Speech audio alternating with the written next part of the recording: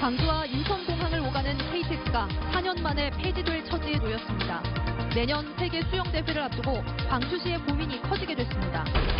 연일 계속되는 폭염 속에 여름 불청객인 외래종 말벌까지 기승을 부리고 있습니다. 고3 시험지 유출 사건을 수사 중인 경찰이 학교 행정실을 압수수색했습니다. 행정실장의 범행 동기를 밝히는데 수사력을 집중하고 있습니다. 민선 7기 광주시가 주요 정책 결정에 시민 의사를 충분히 반영하기 위해 민관협치 상설기구를 구성하기로 했습니다. 여러분 안녕하십니까? 광주 MBC 뉴스데스크입니다. 광주에서 인천공항까지 갈 수 있는 방법이 다양해지긴 했습니다만 여전히 시간이 많이 걸립니다. 가까운 아시아 국가까지 비행기 타는 시간보다 더 걸릴 정도니까요. 그나마 인천공항까지 직접 가는 KTX가 시간이 가장 적게 걸렸는데요. 이마저도 폐지 수순을 밟고 있습니다. 보도에 김인정 기자입니다. 4년 전 개통된 뒤 하루 2회씩 광주 송정역과 인천공항을 잇는 KTX.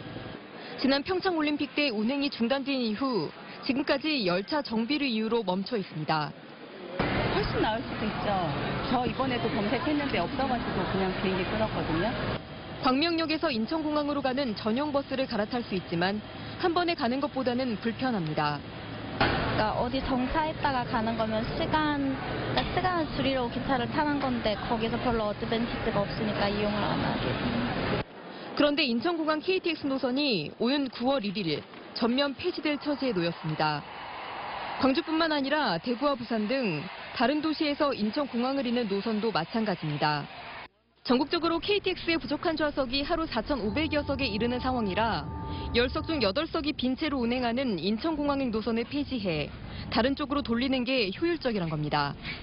그럼 하루에 20명, 30명 다니는 것 때문에 나머지 한 1,000여 명 정도는 입석으로 다녀야 되느냐 이런 문제가 나오겠죠.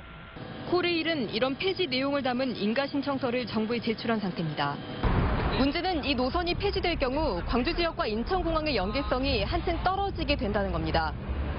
코레일은 인천공항행 노선을 없애면 다른 노선을 전국적으로 하루 6회 증편할 수 있다고 전망하고 있지만 호남선 증편이 얼마나 이루어질진 불투명합니다. 당장 내년 세계 수영선수권 대회라는 메가 이벤트를 앞두고 대회 기간 동안 인천공항행 KTX 증편을 요청해둔 광주로선 아쉽습니다. 4회 정도 증편하는 게 저희들한테는 유리한 상황이고요. 그래서 폐지되는 것보다는 지금 계속 유지되는 게 저희들한테는 도움이 될 거라고 생각이 듭니다. 지역의 균형 발전과 지역민의 국제공항 연결성을 개선하려고 운행을 시작한 KTX가 효율성에 밀려 사라질 위기에 처했습니다. MBC 뉴스 김인정입니다. 오늘도 많이 더우셨죠? 더위도 견디기 힘든 판에 요즘 말벌까지 기승입니다. 외래종인 이 말벌은 독성도 아주 강하다니까요. 쏘이지 않도록 주의하시겠습니다. 김진선 기자가 취재했습니다. 대학 건물 옆 수풀 속에 수십 마리의 벌떼가 모여듭니다. 토종 말벌보다 공격성은 물론 독성도 500배 이상 강하다는 외래종, 등검은 말벌입니다. 보호복을 입은 119 구조대원이 살충제와 비닐을 이용해 배구공만한 벌집을 떼어내는 데 성공합니다. 인근에 사는 60대 주민이 벌에 쏘여 입원 치료를 받은 뒤 벌집 제거를 요청한 겁니다. 날씨가 너무 덥다 보니까 벌집 활동량이 왕성해가지고 거의 하루에 10건 이상? 그 정도 이상으로. 이 소방서 구조대에 하루 동안 들어온 신고는 56건. 이 가운데 9건이 벌집 제거 출동일 만큼 관련 신고는 늘고 있습니다. 해마다 주로 장마가 끝난 뒤 말벌의 번식이 왕성해지는 7, 8, 9월에 벌집 제거 신고가 급증하는 양상입니다. 이렇다 보니 벌 쏘임 사고 역시 10건 중 6건이 여름철에 집중돼 있습니다.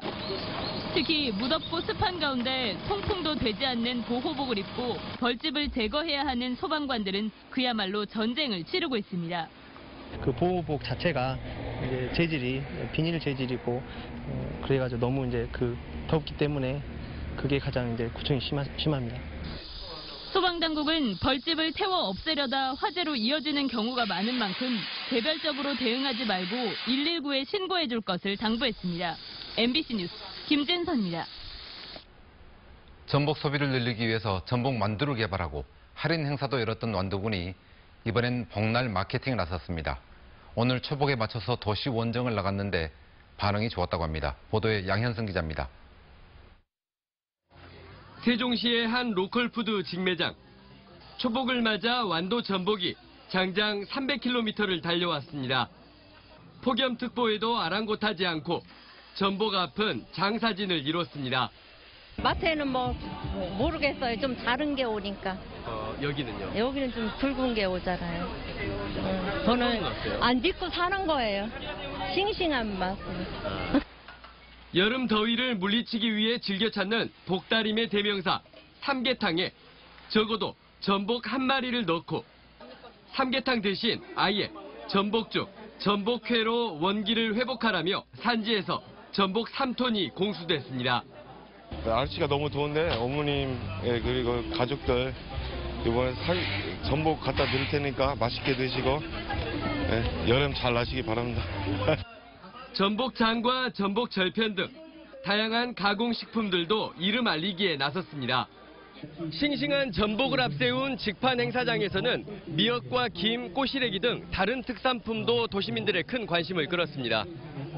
껍데기를 벗긴 순살 전복과 더불어서 또 이제 냉동 전복 그리고 가공 전복을 선보임으로써 앞으로 이제 전복을 소비하는 형태가 다양해질 수 있도록.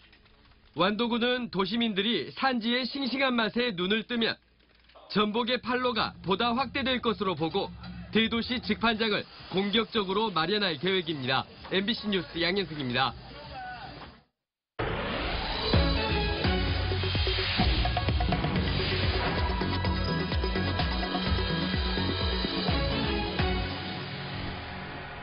시험지 유출 사건의 파문이 계속 커지고 있습니다. 경찰이 오늘은 해당 학교를 압수수색했습니다. 시험지를 빼돌린 게 한 번이 아니란 건 수사에서 밝혀졌고 이제 부당한 거래나 추가 관련자가 있었는지 여부에 경찰이 수사에 초점을 맞추고 있습니다. 송정근 기자의 보도입니다.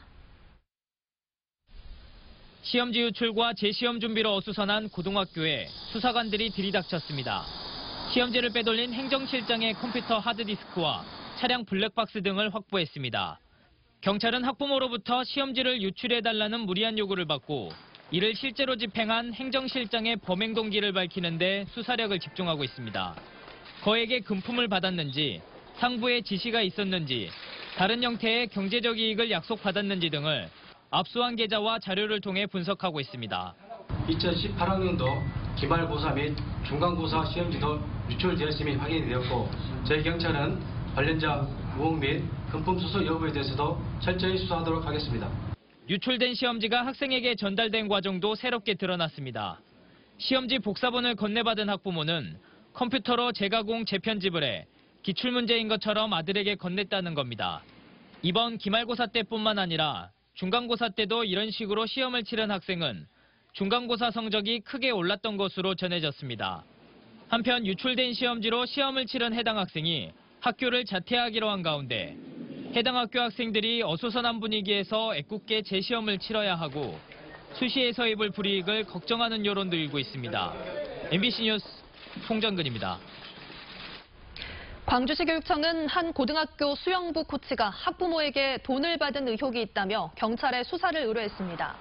광주 북부경찰서는 광주시 교육청으로부터 모 고등학교 수영 코치가 학부모 대표에게 설 명절 인사비 명목으로 50만 원을 받고 또 다른 학부모에겐 기록 단축의 대가로 금품 200만 원을 요구했다는 신고가 있었다며 이를 수사해달라는 의뢰가 접수됐다고 말했습니다. 지난 5월 감사를 진행한 교육청은 지난달 말 해당 코치에게 해고 예고 통보를 한 바 있습니다. 광주 시민사회단체가 5.18 38주년 추모 기간에 경찰이 시민사회단체를 불법 사찰했다며 진상조사를 촉구했습니다. 우리는 이러한 범죄 행위가 촛불 정부를 자임하는 문재인 정부 출범 1년이 지난 시점에도 여전히 진행되고 있었고 더욱이 민주, 인권, 평화의 정신이 충만해야 할 5.18 행사 주간에 이뤄진 점에 경악을 금할 수 없다. 이들은 광주지방경찰청 보안수사대가 시민단체를 대대적으로 사찰하고 특정 단체를 인적 위해단체라고 부르면서 잠재적인 범법단체로 간주한 것은 심각한 위법 행위라며 재발 방지 대책을 촉구했습니다. 오늘 기자회견을 통해서 민선 7기 광주시가 시민들과의 협치를 위한 상설기구를 구성할 것으로 보입니다. 시민단체의 제안을 이용섭 시장이 받아들였습니다. 정영욱 기자가 보도합니다. 민선 7기 들어 열린 첫 간담회. 시민사회단체들은 한 목소리로 중요한 정책 결정 이전에 시민과 행정, 시의회 등 민관청이 사전에 논의하는 민관협치기구 구성을 제안했습니다. 시민사회단체나 시민들도 의견을 개진하게 하고 행정도 그걸 반영을 해서 이제 결정을 하시는 이런 구조가 만들어진다면 서울처럼 아예 조례를 만들어 시민 의견을 청취한 뒤 시장 결재를 추진하자는 주장도 나왔습니다. 관계의 시민단체와 또 그 기구와 협력해서 논의한 이후에 시장님께 결재가 올려지도록 하는 과정이 필요하지 않을까. 도시철도 2호선이나 민간공원 개발, 광주천 생태환경 보전 등 주요 현안을 민관 협치를 통한 시민 수기 과정을 거쳐 결정하자는 얘기입니다. 다소 늦더라도 시민 참여가 중요하다는 겁니다. 오히려 조금 더디더라도 민주주의 훈련 과정이 시민들과 함께하는 결정 과정이 굉장히 필요하다고 생각이 들고요. 도시철도 문제 같은 경우는 특히나 그런 면에서 면밀히 좀 살펴봐 주시면. 이용섭 시장은 이 같은 의견을 대부분 수용하겠다며 민관 파트너십을 정례화 시스템화하겠다고 밝혔습니다. 구체적인 방안을 공고해 주시면 최대한 이쪽 의견을 수용해서 하겠다는 말씀을 드리고요. 하지만 시민 수기를 거치다 보면 이 시장이 강조한 속도 행정이 어려워질 수 있습니다.